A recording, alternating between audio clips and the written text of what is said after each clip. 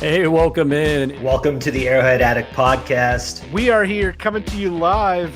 The Kansas City Chiefs are going to the Super Bowl. You only win a Super Bowl 2 times every 5 years, right? Oh! The warm-up act is over. Let's bring in Melissa Etheridge, massive Chiefs fan. Melissa, Super Bowl champion, 2-time Pro Bowler, and Trent Green. Trent Green, how you doing? Hey, what's going on, guys? And he picked it up! He picked it up! He's gonna score!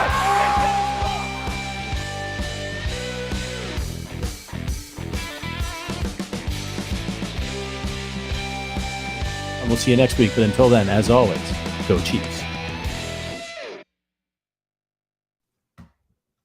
Welcome. This is Wacky Wednesday here on the Arrowhead Addict channel. I'm Adam Best here as always with the golden voice of Sterling Holmes and producer Richard doing his thing behind the scenes.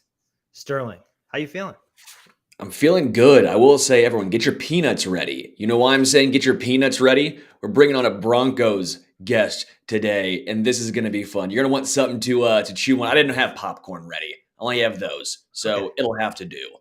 Peanuts.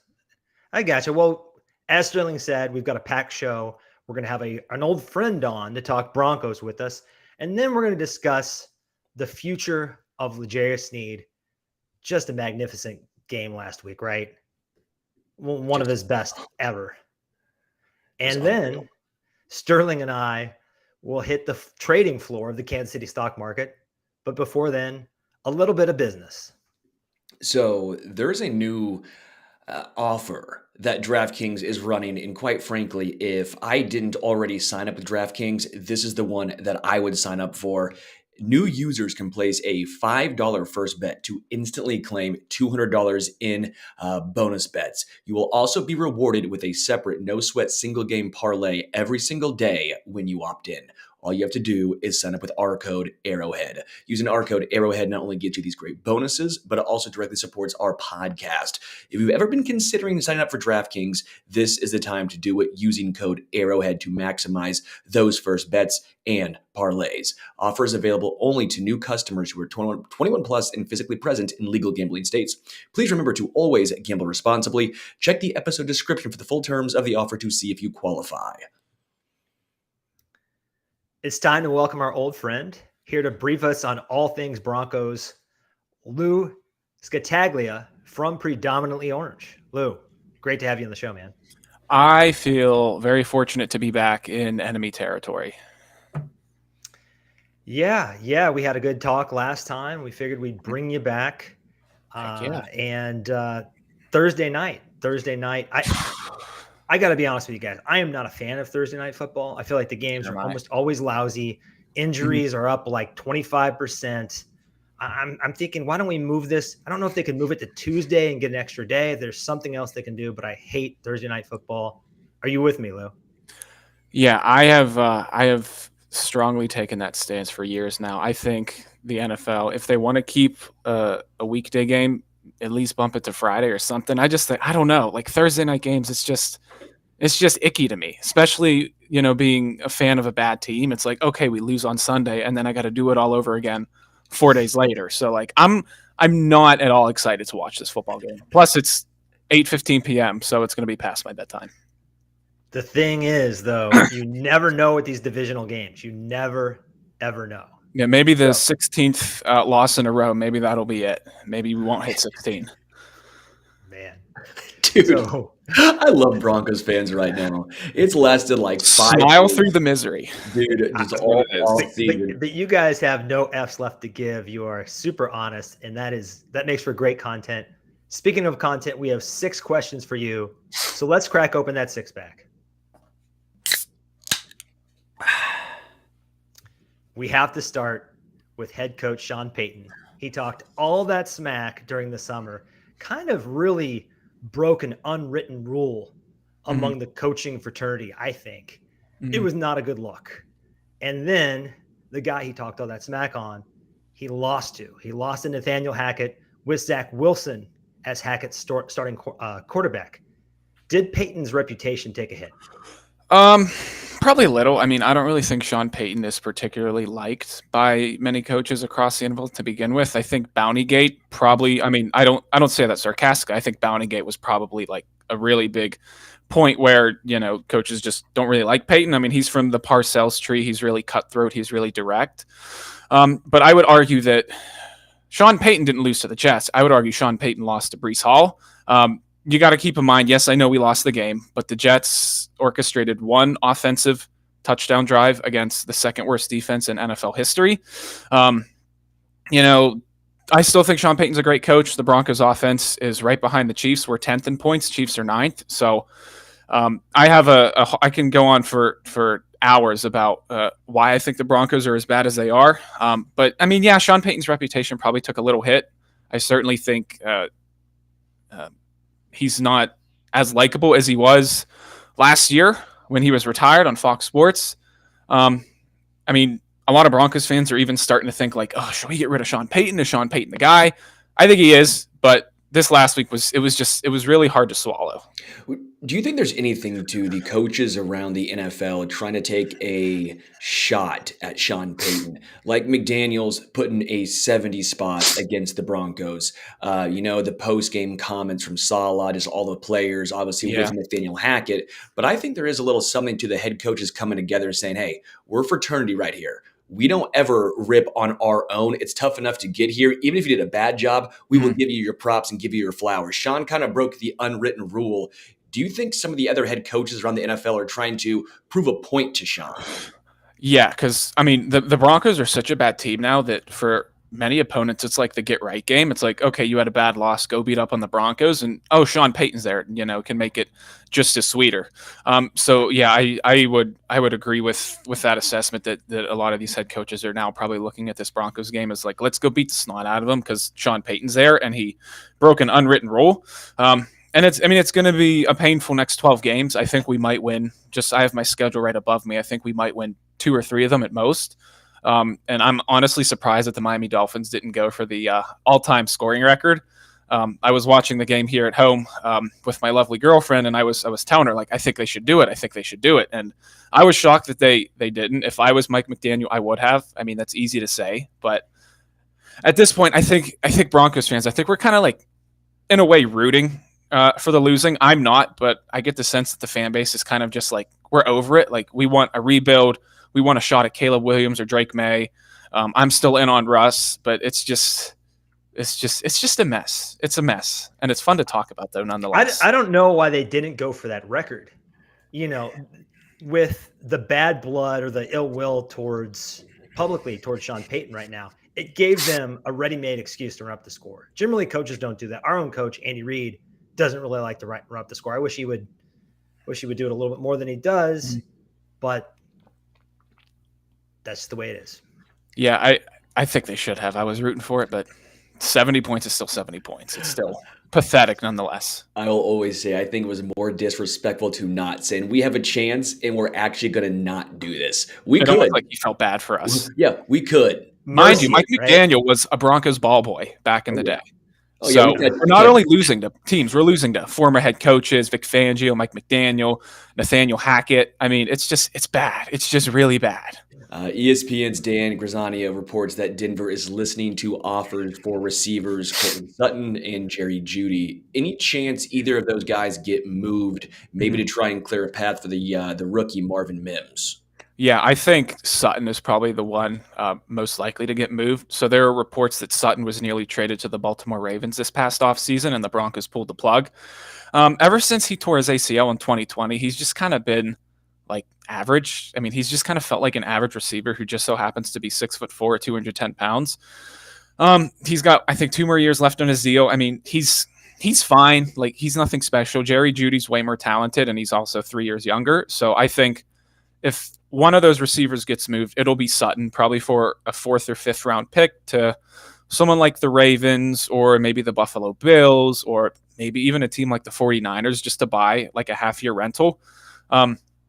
The Jeudy situation is kind of interesting because he's never hit a stride, but we've seen how lethal he can be. I mean, he's one of the best route runners in the NFL. He had over 1,000 scrimmage yards last year playing in the 32nd ranked offense. So Jeudy has some potential, but I think he's kind of like at his wit's end here because he's just fed up with the bad offensive coaching, the inconsistent quarterback play. So I think he wants to go somewhere where he can be featured. Carolina, maybe. But to speak on Marvin Mims for a second, Marvin Mims feels like Sean Payton's new Brandon Cooks. They profile the same way. Marvin Mims, I mean, every time he touches the ball, he's been incredibly explosive. I read a statistic that the Broncos return game numbers, punt and kick returns, are tops in the NFL, and Marvin Mims is the primary returner. And that's saying something because our special teams have stunk it up the past, I don't know how many years. So Marvin Mims should be the focal point. I think he should touch the ball more. I do think he would make a nice 1-2 punch with Jerry Jeudy. But, I mean, Sutton, a lot of the fan base, we're kind of over him. Like, I think we'd rather get a mid-late round pick back, save $14 million on the cap space in 2024, and, go from there. I just cannot understand Marvin Mims' snap count. It makes no sense to me. Here's a guy, I believe he's leading the league in yards per route run. Mm-hmm. And that's continued as the sample size has grown. I think he leads the team in receiving, maybe even receiving yards. Last time I looked, we're kind of dealing with the same thing here with Rashee Rice. I think coaches, a lot of old school coaches, are notoriously stubborn about players knowing their entire playbook front and back before they can get in there. And what are they playing? Some guy named Brandon Johnson I've never heard of before, right? He's not bad. Fun fact, he's cousins with Chad Ochocinco. I didn't know that. Wow. He's caught 3 scores this year, and he actually looks half decent. He looks like a good fourth-ish option in the offense, maybe next year when this offense gets retooled a little bit at the wide receiver position. But I also think, basically. Yeah, perhaps. I also think with the older coaches, a lot of them they tend to overthink things, specifically Reed and Payton. They're 2 of the best offensive minds of this generation. So I think maybe at times they're too smart for their own good. Like Marvin Mims, 6 yards per route run, just something absurd. Like, put him in the game. That's it. Put him in the game. Let him run the routes. You think Mike Marvin McDaniel would be sitting him on the sideline? No, he would not. If Marvin Mims was on the Dolphins, he'd have 800 receiving yards already. He would. We don't need to give them any more speed, please. No, we don't. We need I don't know. And they got Claypool too, who can run, but he also can't really do much of anything else. He can run his mouth. He can run his mouth. That's about all he can do. Well, you spoke about Russell Wilson earlier, and don't look now, but he's 8th among quarterbacks in EPA per play. He's 2nd in completion percentage over expected. He's quietly been much better. What's behind that improved play, in your opinion? I will add this, just because I'm in Chiefs Kingdom. Russell Wilson has more touchdown passes, less interceptions, and a higher passer rating than Patrick LaVon Mahomes II. So I just felt like, now at the end of the day, do statistics always tell the full story? No. But Russell Wilson is on pace for, I think, 34 touchdowns and 4,100 yards this year. I don't think it's a mystery as to what makes Russell Wilson good. Last year, he was about 15 pounds heavier, playing at about 230 pounds. He wanted to be a pure pocket passer, and Nathaniel Hackett was too goofy to say, no, that's not who you are. So Payton came in, and one of the first things Payton told Russ was, can I coach you hard? Or what he asked Russ. Russ was like, yeah. So Russell Wilson lost 15 pounds. The velocity on his throws looks insane. He's moving around a lot more. It's a lot of scheming guys open. It's a lot of play action. It's a lot of bootleg stuff. Russell Wilson has thrown probably 5 touchdown passes on the run this year.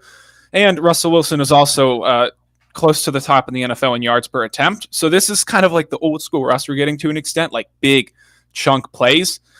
But we kind of stall out in the second half. So that's kind of why this offense doesn't really seem as good as the numbers may suggest. The second half, we kind of just poo-poo the bed. But Russell Wilson is playing really good. And isn't it ironic that the first year we have good QB play, the first year since 2014, that last year Peyton Manning was decent, our defense is now not only the worst in the league, but literally one of the worst in NFL history up to this point. So we can't do anything right. Well, that actually brings me into my next question, which the Broncos have the worst defense ever measured by DVOA through 5 games. What is going on, man? I mean, the Broncos defense was so great for, at least good for the past, 5 years. I understand, they haven't always been the best, but they've at least been pretty darn good. But this is a debacle. What the hell has happened?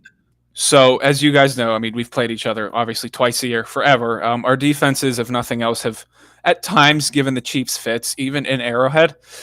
So, the issue with the defense kind of is the issue with the whole roster is that we've had, I think, 4 head coaches since 2018, and each head coach usually gets a say in terms of what kind of players they would want for their roster, right? So, you kind of have like the island of misfit toys on the defense. You also have a talent deficiency on defense. We replaced Ronald Darby, who is an excellent cover corner, with Damari Mathis, who I think is graded out as the 109th best cornerback in football, according to PFF. And there's only 109 cornerbacks that get graded, apparently. We replaced Von Miller and Bradley Chubb with, ideally, it was supposed to be Frank Clark and Randy Gregory. Frank Clark is going to get traded soon. Randy Gregory was traded. That was a huge bust of a signing. There is a big talent deficiency in the front 7. Our defensive line gets no push. The edge rushers have been decent. I can speak on Nick Bonito and Jonathan Cooper a little bit later. But the secondary outside of Patrick Surtain is just kind of, it's nothing. It's just limp. K'Wan Williams has been out, our talented slot cornerback. Justin Simmons has been okay. He's usually a top safety. Damari Mathis, he just flat out sucks. I'm sorry. Damari Mathis needs to go play in the CFL. Inside linebackers are competent, but it's a talent issue. And then there's also Vance Joseph running some Vic Fangio stuff and also running some Vance Joseph stuff. So you see a lot of the soft shell coverage. You see a lot of our quarterbacks giving a lot of cushion. We need to play more man in coverage, but we don't have the juice up front to get to the quarterback. So at some point, the defensive backs cannot keep up if the pass rush cannot get home, and vice versa, right? If the pass rush can't get home, or if the secondary can't cover, it's all connected, right? So that's sort of been the issue with the defense. Vance Joseph was also never really that great of a defensive coordinator. Sean Payton seemed pretty set on getting a veteran defensive guy in there, like someone who had head coach experience before. They interviewed Rex Ryan for the job. I don't know if you guys remember that. I think Payton was maybe afraid of doing the first time DC again. It's a mess. It's a talent deficiency. It's a scheme deficiency. The coaching isn't that great. But I didn't envision this much of a fall off. I mean, we went from a top 10 unit in 2022 to, I saw a statistic today. I think we have the second most points per games given up on defense since the 1950 Baltimore Colts. Like, it's bad. It's historically bad. You take out the 70 spot. Take that out. It's still 111 points given up in 5 games. Even if the Dolphins scored 0, they're giving up close to 30 points a game. That is how bad the Broncos defense has been. I wanted to touch on Justin Simmons since you brought it up. I mean, he has been so good for a decent amount of time in the secondary at safety. What has happened? Has he just fallen off? Has this been a gradual decline? Is it just still the name recognition? Because Justin Simmons, in my eyes, was always one of the more underrated secondary pieces in the NFL. Yeah, he turns 30 this year, so I think age can be a thing. He also had this like crazy streak for 3 years where he didn't miss a single defensive snap.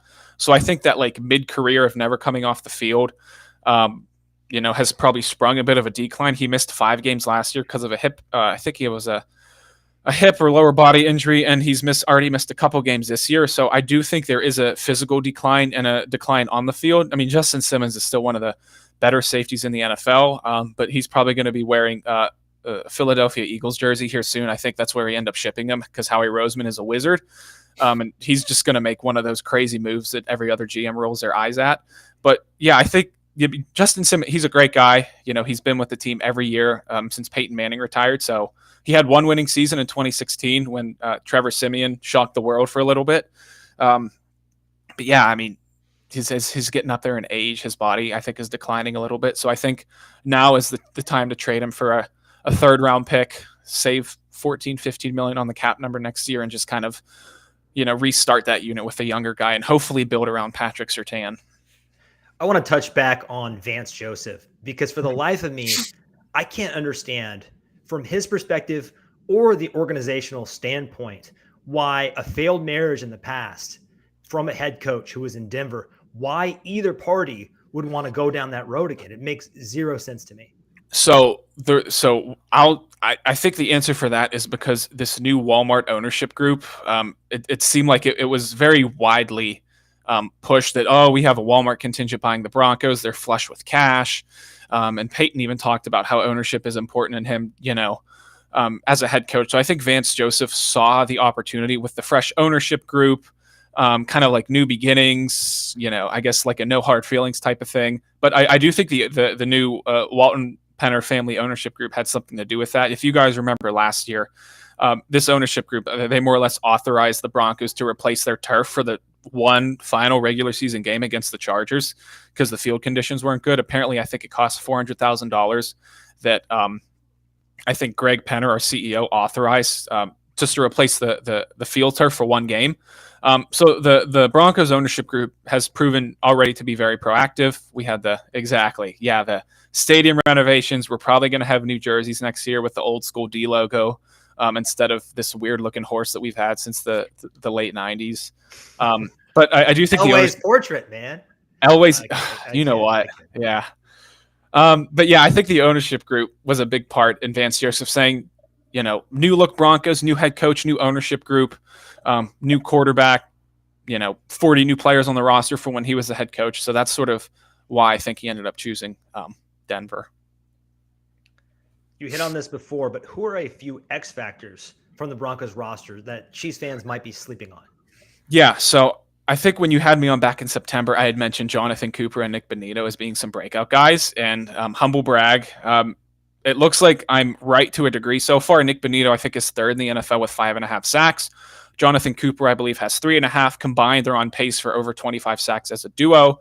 I'm not sure how Donovan Smith and Juwan Taylor have done thus far, but if they're kind of shaky, maybe Cooper and Bonito can have a bit of a day. I know Mahomes doesn't usually take a lot of sacks, but those two young edge rushers, I think they're both under 24 years old, have been a lone bright spot for the defense. Now, sacks with the defense ranking 32nd, like how much do those sacks even mean? But I mean, Nick Bonito looks marvelously better than he did last year. So I think Broncos might have a nice young edge rusher on their hands. And then offensively, our undrafted rookie free agent running back, Jaleel McLaughlin, he's averaging over 7 yards a carry on the ground. He's already scored 3 touchdowns.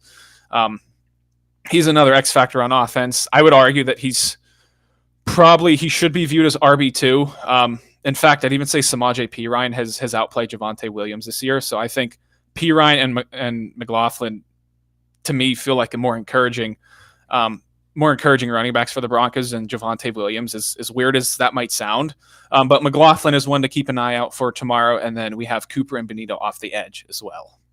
Well, McLaughlin is a smaller guy, right? And I think we're seeing 5'7". a trend of that kind of led by Devon Achane. Mm-hmm. Talk a little bit more about him. Does he just have a little bit more dynamism as a receiver? Why is he really popping for this offense?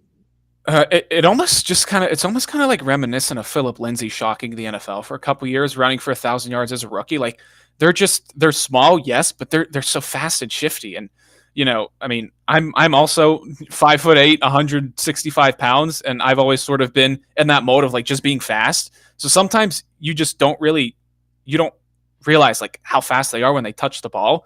And you also, to an extent, shouldn't pay attention to like them being undrafted. Like just because they were a 7th round pick or undrafted doesn't mean that, because NFL teams miss on draft picks all the time. I mean, my goodness, Tony Romo was undrafted. Chris Harris Jr.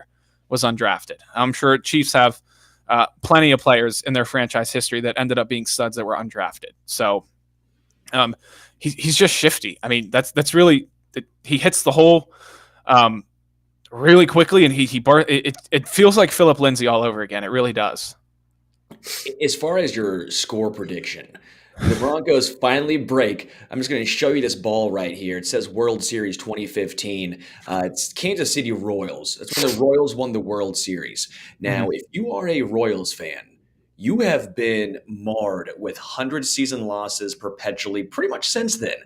That feels like eons ago. Yet that was the last time the Broncos beat the Kansas City Chiefs. Okay, so tomorrow on Thursday, did the Broncos get it done? What is your score prediction? I said I would eat my shoes if the Broncos beat the Chiefs tomorrow. I want to believe.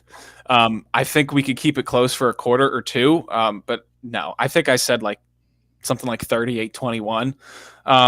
To put What it in kind of perspective, shoes, by the way? What kind of shoes did you use? I have a lot. Just a pair I don't wear anymore. I'll Like boil a them. big Timberland or a Red Wing, some kind of boot. I am not bougie like that. I don't have the bougie boots. I can find an old tennis shoe, boil it, and then eat it, and then you guys can have me back on AA, and we can live stream. But We're to not give you going to guys, do that. You're Yeah. in enough pain already. So to give you guys some perspective, real quick. So the last time the Broncos beat the Chiefs, I was a senior in high school, and now I teach high schoolers for a living. So it's kind of like it's bad. I actually remember the last time we beat the Chiefs, I was driving home from my first ever job at Pizza Hut, and I had it on the radio. I think it was Bradley Roby had picked up that fumble and returned it in the final seconds. I want to say that was the last time that we beat the Chiefs, and I remember that vividly. I hold on to it because I think we sold our souls for that Super Bowl. I want to say that, yeah, the Broncos can shock the world and it could be a trap game, but it's not going to happen. 38-21 KC, I think. Oh, I feel bad for you, man. Like, I feel bad for me too. I know as rivals, we're supposed to rip on each other and do all that stuff and have all this bravado, but it is more fun when it's a little back and forth to an extent, right? It makes the rivalry that much greater because right now this is just utter domination, and right now I'm feeling bad for you, Lou. Yeah, as weird as it is, as much of a disaster as Nathaniel Hackett was and the Broncos were last year, both of our games against you guys were really close and really fun. That made me think that maybe we could steal one against y'all this year with Sean Payton, but because Payton decided to hire Vance Joseph and not Rex Ryan or whoever else, I think it'll end up being a blowout. I mean, maybe they can shock the weirdest thing would be if the Broncos spin off 3 straight wins and we're 4-4 at the bye week, and like, what does the team do? Like, if we get the 4-4 what do we do? Because that would be the most confusing stretch of 3 games, and it would be very on brand for the Broncos to just figure it out and win 3 in a row into the bye week and make it interesting. But anyway, yeah, I mean, I think Casey's going to win tomorrow night. the only thing I'm going to add about that is Vance Joseph was the defensive coordinator for the Cardinals in opening week last year, and the Chiefs absolutely lit him up. I mean, it felt like they could have scored 100 points that game. Thanks for that, Adam. Actually right out of the gate. So I don't know if that makes you feel better, but maybe let's just dial down expectations so you only have up to go from here. Lou, thank you so much for being on with us. I'm sure you'll be back. This rivalry is not going anywhere. I would love to see it be a rivalry again, but I don't feel as sorry for you. I mean, I do feel sorry for you, but I don't feel sorry for the Broncos in general because really Mike Shanahan ruined my childhood. I'm a little bit older. I just have to put that out there. Elway and Shanahan, and Terrell Davis and all them conspired to make me miserable. And those Marty, Derek Thomas, and you guys also stole Neil Smith, who was my favorite player. As a kid. So there was some serious pain. So I know what you're going through, man. Yeah. But good luck tomorrow night, and thanks for joining us. Thanks for having me on, fellas. Absolutely. I find it interesting because he said 38-21 Chiefs. And I feel like a lot of Chiefs fans right now are thinking it's going to be a close game because it's the Broncos. It's always close against the Broncos. I feel like if you poll Broncos fans, they're sitting here going, Chiefs win by 20. You poll Chiefs fans, and Chiefs fans are sitting here going, yeah, maybe Chiefs by 3, Chiefs by 7. It's very funny how you poll the opposite fan base. You're almost less confident just based on the nature of the AFC West just battle. Well, when you beat a team 15 straight times, it gets more difficult each time because the other team is so sick of it. And I just think it's a difficult situation to be in. It's a great situation to be in. It's almost a hysterical situation to be in. I mean, they're closing in on the Patriots record with I believe the Jets. I don't know exactly what that was, but I want to say 20 games or something like that. So 21 games. It is within reach. Let's not get ahead of ourselves. Let's take care of business Thursday night. We got Nick the Stick back. This is the last game before Charles Omenihu comes back. So we're about to have a fully operational Death Star on defense. I'm pretty excited. You know what else I'm excited about? Take a wild guess. I don't know. Shamrock Shake? You gotta wait a while, but maybe a Shamrock Shake. That was the most random thing you possibly could have chosen. We're like 6 months away from Shamrock Shakes being a thing. I don't think I've had one of those since I was like 11. A McRib. What a pull. What a pull. No, I'm excited about Hot Take Kingdom. And this week's Hot Take Kingdom is a little bit of a flip-flop for me and maybe us. The Chiefs should re-sign cornerback / Swiss Army knife L'Jarius Sneed. Welcome to the kingdom.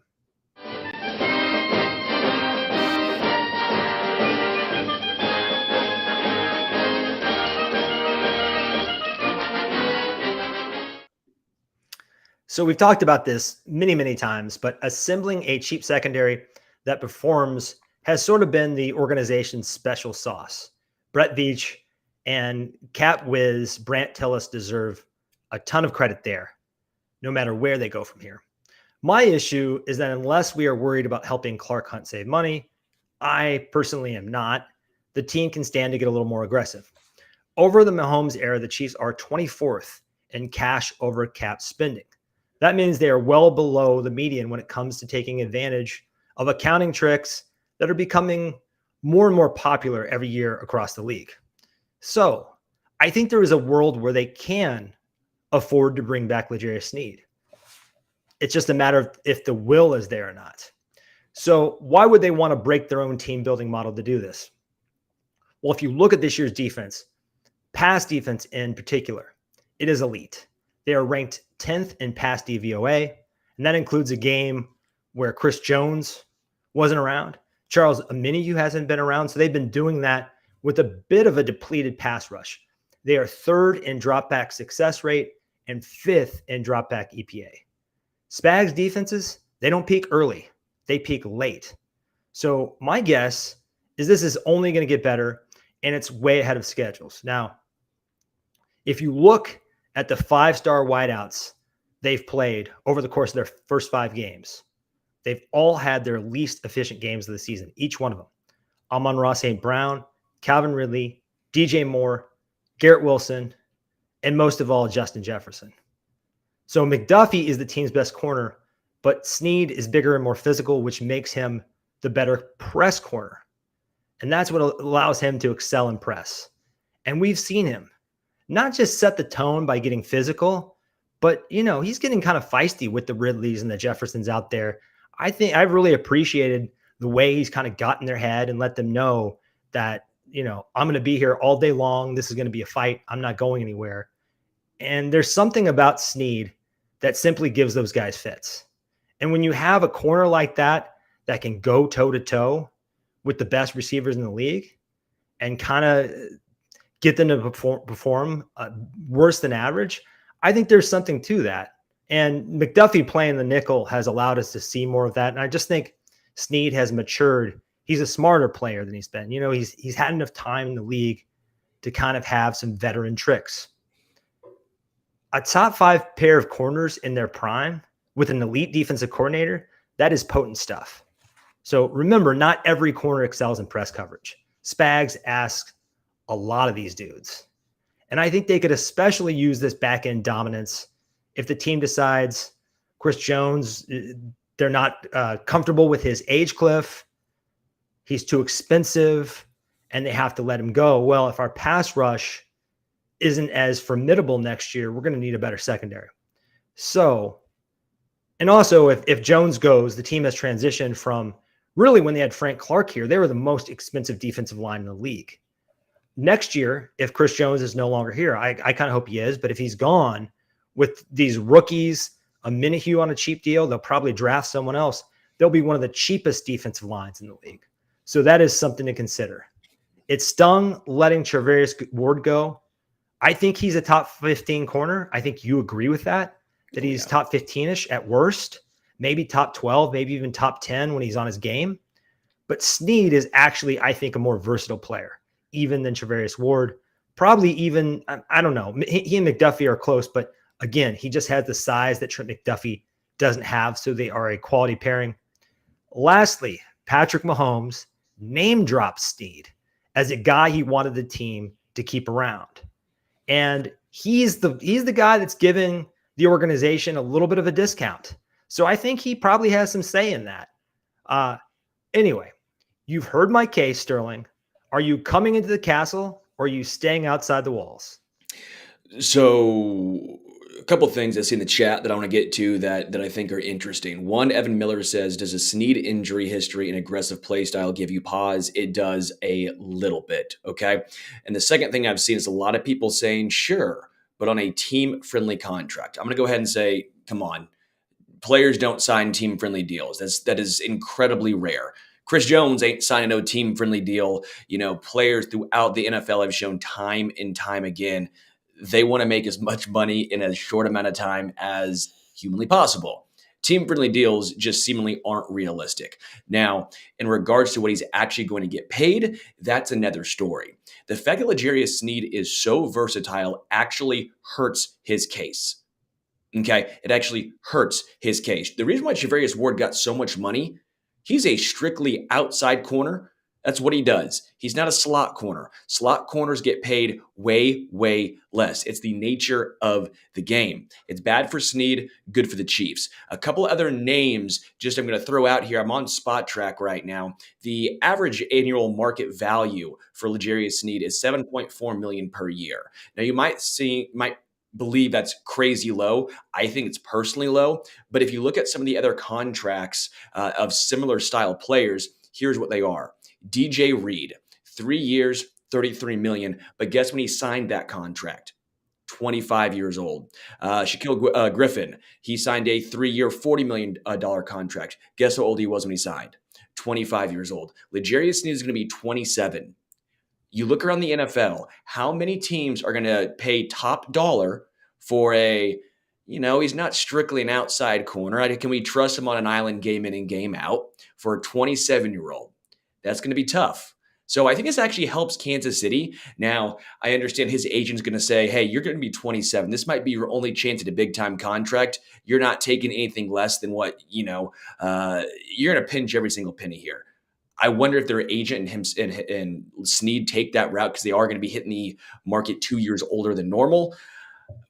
I'm with you here. Chris Jones comes first, but I don't think his contract is also going to be quite as extreme as a lot of people might think it's going to be. Yeah, those are interesting points. And I do think potentially, even though he's playing like an outside corner right now, he's playing like a Charvarius Ward. But his reputation is he's a slot corner. Mm-hmm. And I think that, like you said, it could hurt him a little bit. The knee does give me pause, but he's been able to play every game this season. If he came out and he was sitting every third or fourth game and he wasn't able to practice ever, and this thing was just a Juju Smith-Schuster type ticking time bomb, I might feel differently. But I don't think we're in that kind of scenario here with L'Jarius. And I'll also say, the Chiefs have done such a good job drafting and developing talent in the secondary. It makes you think, all right, as much as we like L'Jarius Sneed, can they do it again? They've shown time and time again they can. Now, eventually, you're probably thinking that luck, skill, whatever it is, eventually might run out. But is this the time? Because L'Jarius Sneed at one point was that unheralded guy, a fourth rounder from Louisiana Tech. Was he going to be a safety? Was he going to be a corner? The Chiefs didn't really know. The Chiefs did it with Charvarius, an undrafted guy. They traded for Parker Anger, right? And they turned him into what was, or at least scouted, helped develop into a top 15 corner. Mm-hmm. They've done the same thing with L'Jarius Sneed. What makes them think they can't do it again? They got valuable play out of a 6th-rounder in Rashad Fenton. They have a superstar 1st-rounder in Trent McDuffie. They have very good cornerbacks in 4th-rounder Joshua Williams and 7th-rounder Jalen Watson. At some point, this is what they excel at. Do they spend money on a wide receiver and keep trying to develop the cornerback position? I think it's a very interesting conversation to have. I will go with you into the kingdom just because I don't think Sneed's contract is going to be extreme. But if you start getting into the $10, $11, $12 million per year for him, I think I'm going to have to walk out.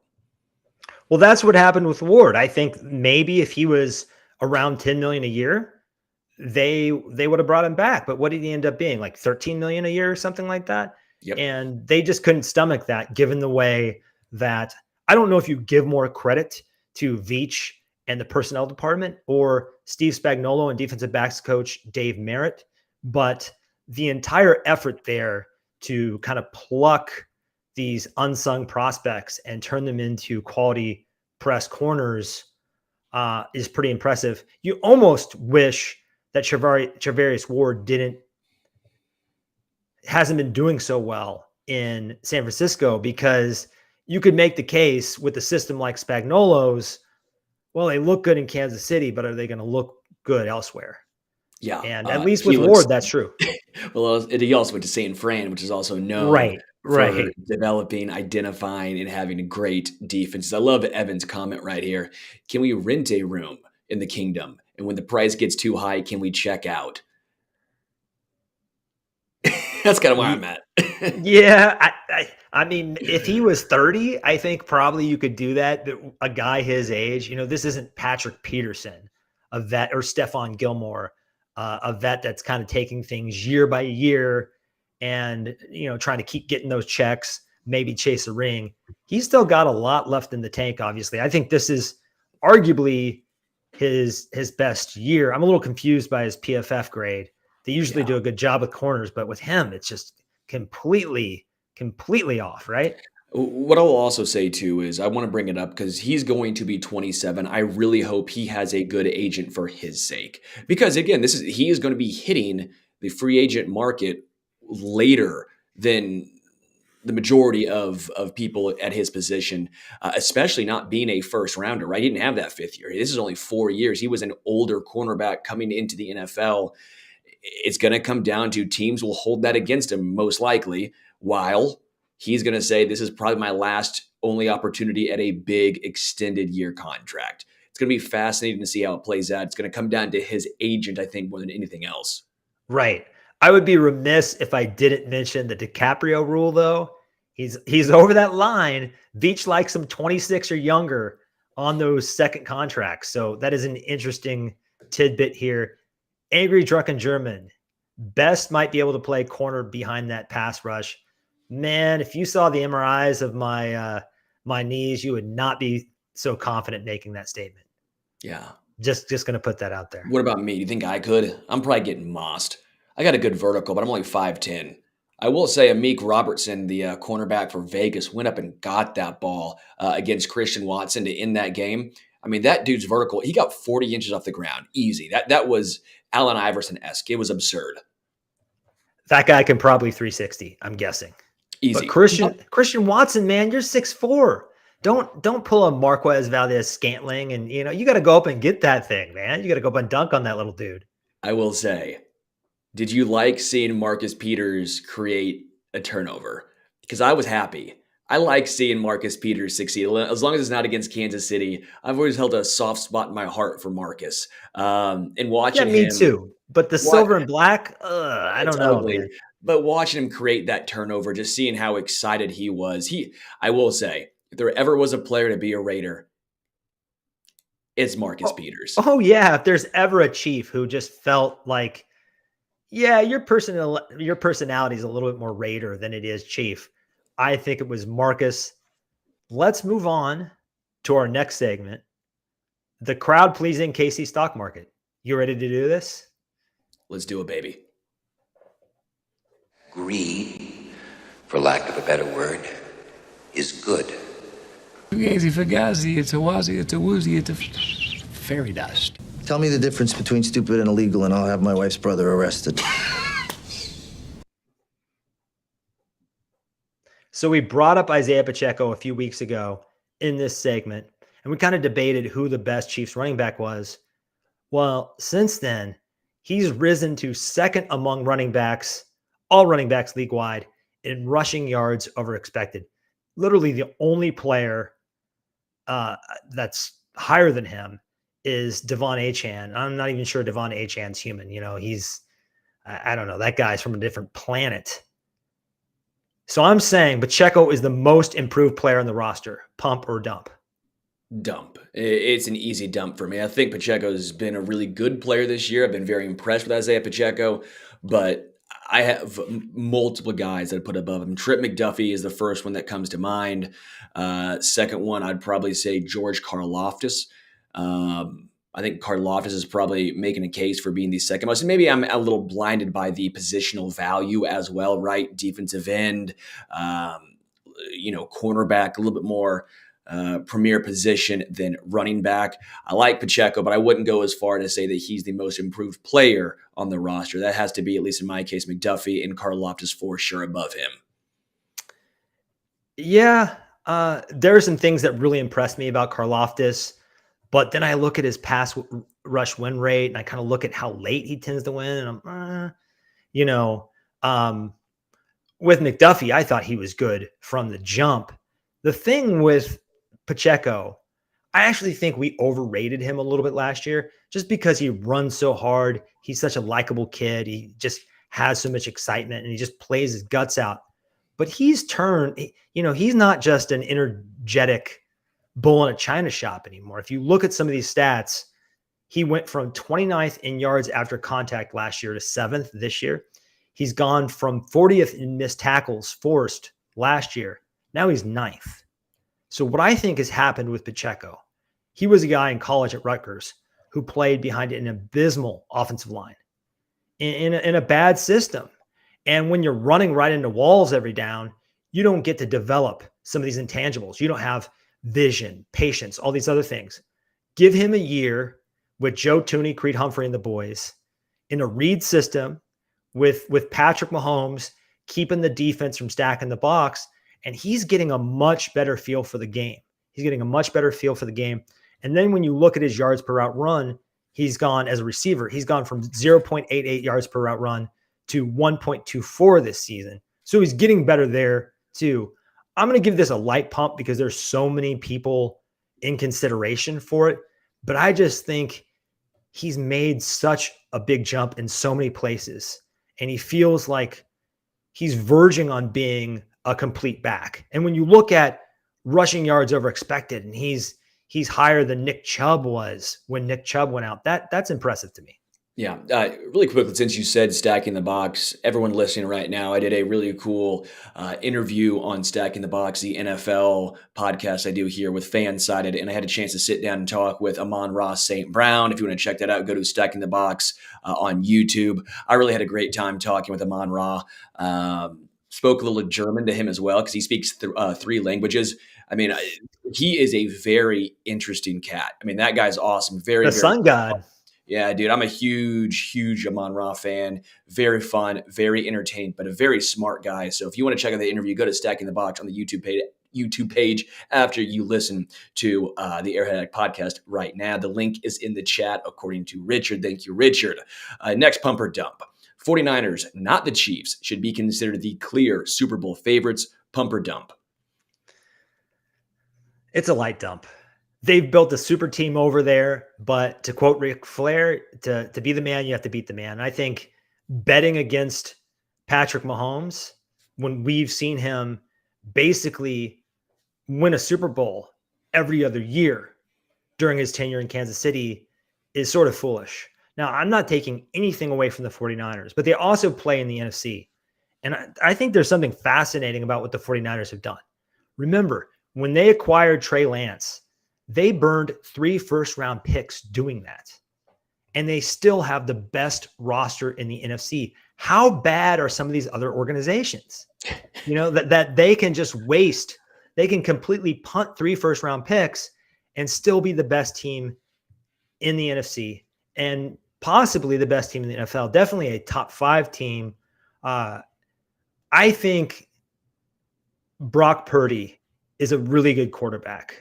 But if you put Brock Purdy versus Patrick Mahomes, or maybe not even Patrick Mahomes, against Joe Burrow, Josh Allen, Jalen Hurts in a playoff situation, I just trust those guys to get a bucket when you need a bucket more than I do Brock Purdy. So I'm going to kind of dock them a little bit for Purdy.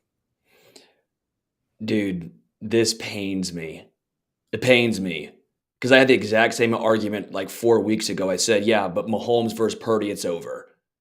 Dude, I'm pumping.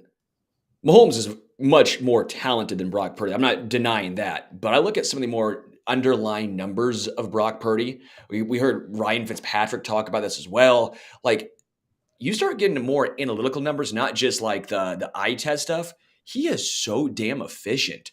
He processes so well. I'm starting to get this argument of where I used to be on the other side, and now I'm coming on to the Brock Purdy is actually a really solid quarterback argument. I always said you can put almost any quarterback in San Fran, they'll succeed. To an extent, they will. Brock Purdy's taken this to another level. The closest game they've played in this year was a 7-point win over the Rams. And the Rams scored at the very end. That was a 14-point game. They are just destroying teams. And again, Brock Purdy hasn't been forced to do a whole bunch of stuff. And maybe you can make the case that until he's forced to be the guy in a big moment, you'll take Kansas City. And again, I'm not saying the Chiefs would automatically lose. I'm just saying at this point of the season, what the 49ers have done has been unreal. It's like Alabama playing an FCS team. I mean, this honestly has been crazy. So as of right now, I am pumping on the 49ers. You're Purdy pilled, man.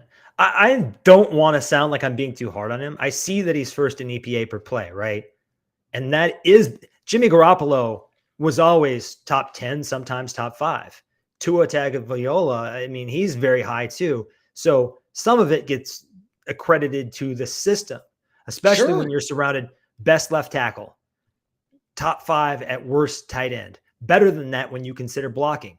Brandon Ayuk might be the most underrated player in the NFL. I mean, I think he's an alpha. I think he's better than Deebo Samuel, who is a monster himself. That is just unreal talent to surround yourself with. And it's very scary. Maybe we'll have a rematch of Super Bowl 54. Yeah. I mean, as of right now, that's the way I'd probably go about it. I mean, the Eagles look good, but they've struggled a little bit. I mean, I know they're 5-0, so at the end of the day, that's what you're supposed to do, win ball games. But the Niners have just won so convincingly. That Cowboys game, I mean, that did scare me. I did not expect that. Yeah, I mean, a severe beating. We'll see. But again, the Niners have so many weapons. And while Brock Purdy doesn't have the strongest arm or the most accurate arm, all that stuff, he's not, the most mobile back there. When you process reads as quickly as he does, and when you have as many weapons as the 49ers have, someone is going to get open and he will find that someone. That is what makes him so dangerous. Yeah, he's Shanahan's surgeon out there with the supercomputer. He's the perfect quarterback for this system, perhaps. Let's move on to another interesting topic. I hate to kind of speculate on Travis Kelce's age and up and down health, but I am a little worried that father time is starting to creep up on him. So that being said, we're saying Noah Gray is probably more important to this team's success than we think. Yeah, pump. And I think Travis Kelce or no Travis Kelce, when he's on the field as well, 12 personnel, I've been clamoring for more of it. They're so impactful together on the field with the wide receivers either struggling or Mahomes not trusting them. You saw it against the Jets, right? Against the Jets, Travis Kelce in the field, you saw Noah Gray. That opened up the entire playbook. Easy touchdown for Noah. Earlier on in the season, I would say it was against the Jaguars. Offense was struggling. They ran 13 personnel, and what happened? It was a huge pass interference call against the defense against Justin Watson. The Chiefs are very effective with Noah Gray on the field with Travis Kelce. But without Travis Kelce, if he is going to have a little more injuries as the season goes on, then yes, Noah Gray becomes even that much more important. I think Noah Gray is one of the more underrated storylines of this year. What his outlook looks like, what his performance looks like, is going to determine what his career actually looks like in Kansas City going forward. If they trust him to continuously be the next in line, or if he's only going to be a second tight end on this roster, that still remains to be seen.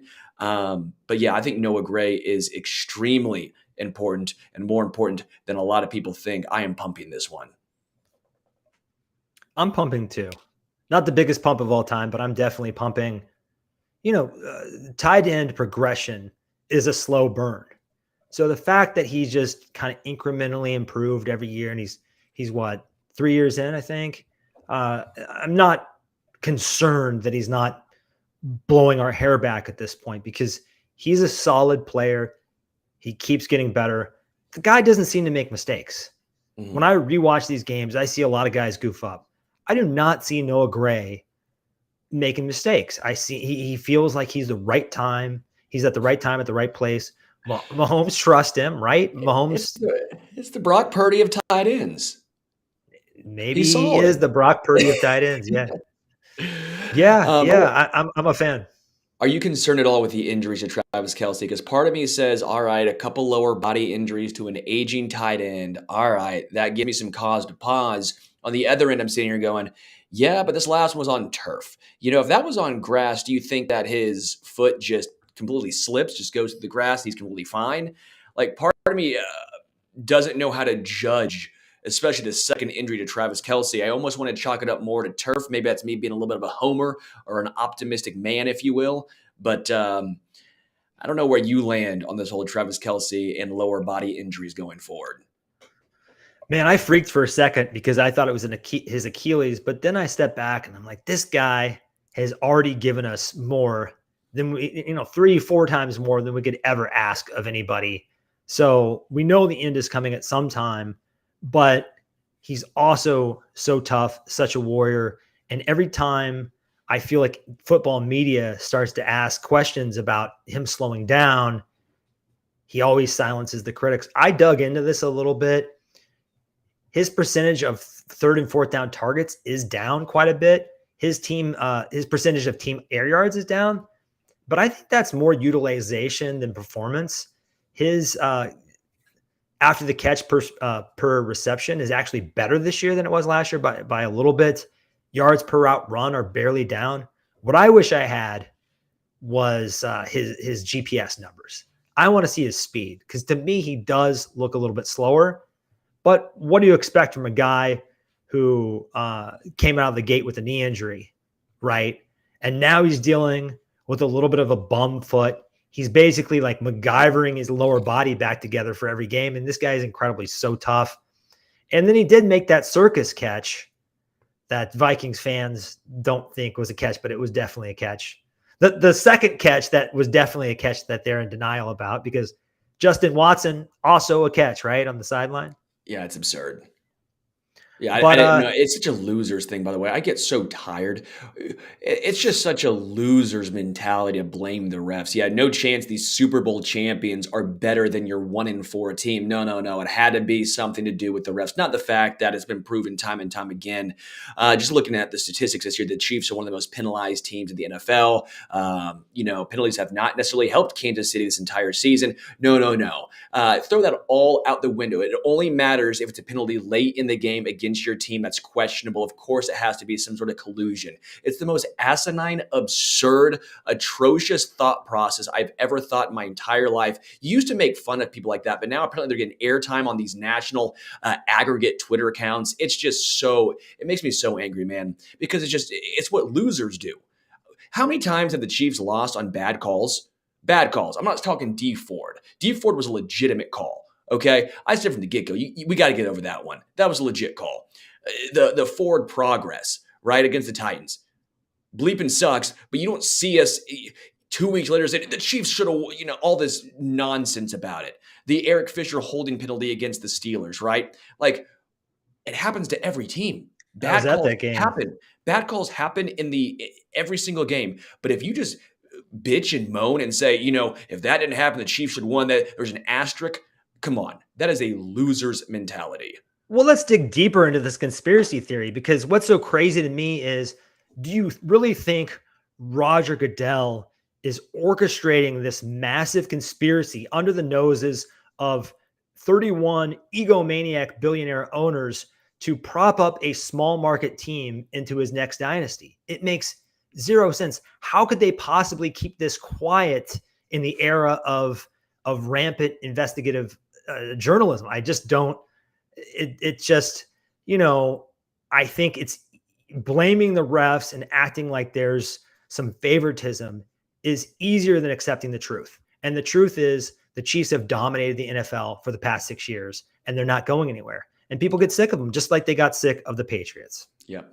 Last one on Pump or Dump. Mecole Hardman should be brought back via trade because he's cheap and knows Andy Reid's difficult system. Pump or Dump. This is one of the biggest dumps I've ever taken. You got to get out the plunger for this one. I am a hardcore no on Mecole Hardman. What are we doing here? So what are we doing here? First of all, Matt Nagy and Andy Reid do not need another middling receiver to throw into this mix. They're already playing too many guys to their own detriment. No continuity, no chemistry. They need to slim that rotation. They have to do it. If they don't do it by the bye, I'm going to lose my mind. Second of all, what does Mecole Hardman have left? He's sitting behind the carcass of Randall Cobb on the Jets depth chart. They gave him pretty decent money. I mean, they gave him $5 or $6 million or something just to sit him. I mean, I don't think it's speaking of conspiracy, some conspiracy not to play Mecole Hardman. He's just not doing very well. We've already got a couple guys that are very similar to him. I actually think Kadarius Toney is more talented than him. I've seen him do more things on a football field. Richie James, we forget about Richie James, your guy, Richie James, but he's still around. He'll be coming back, presumably at some spot. We don't need to do this. And the core injury, do we even know that he hasn't lost a step? Was that one of the reasons why Brett Veach said, Mecole, we love you, we appreciate your service, but good luck elsewhere? It's almost like when your parents would say you'd want food like out, like at a takeout place. Your parents like, we have food at home. The people that want Mecole Hardman, it's like, yeah, we have a Mecole Hardman already at home. You have you have Kadarius Toney, you have Richie James, as you mentioned. There's a plethora of wide receiver threes already on this team. You're completely right. Why make it more convoluted than it needs to be? I like Mecole Hardman. It's not against him personally. It's just I don't think he moves the needle. You're adding someone who already, it seemed like, struggled at times getting the same page with Mahomes, and that's his biggest selling point. Out. I like Hardman, but it was time to move on for both parties. I hope he gets another opportunity somewhere else, whether it's with the Titans, whether it's with just a different team in the NFL, because obviously I think he's talented enough to get a spot. I think the Jets are stubborn that he's not fit in part of their plan. I think if Aaron Rodgers was there, maybe you would see him, but now you're not. But I'm dumping this one with you. Yeah, Tyreek still thinks he has some juice. I mean, he stood up for his guy. I don't know if we're gonna trade for a wide receiver, but news also broke yesterday that Van Jefferson was on the block, the speedy receiver from the Rams. He was not on the market for more than a couple of hours before he got traded. So I think it speaks volumes that Mecole Hardman is still sitting out there with the Jets making it obvious that they want to make a deal. And probably all it would take is, hey, we'll give you a 6th for a 7th, right? It wouldn't take much. Yeah, it wouldn't take much. I hope he gets another opportunity somewhere. Maybe the Titans would be a perfect place. I think he will. I think he's shown enough in this league to make it happen. But yeah, a reunion doesn't seem imminent to me. No, it does not. It doesn't seem like it makes the most sense. No. Well, that does it for today's show, guys. Big props to the chat. We appreciate you. Before you roll out, do us a huge favor by liking this video. And if you haven't subscribed to the channel, what are you doing? Please do that immediately. We're going to be pumping out more and more content all the time. And if you're an audio listener on Apple Podcasts, please consider giving us a 5-star rating. That really helps us reach a wider audience. We will be back next Wednesday at 4:30 p.m. Central, right here on the Arrowhead Addict YouTube channel. Until then, beat the Broncos. Go Chiefs.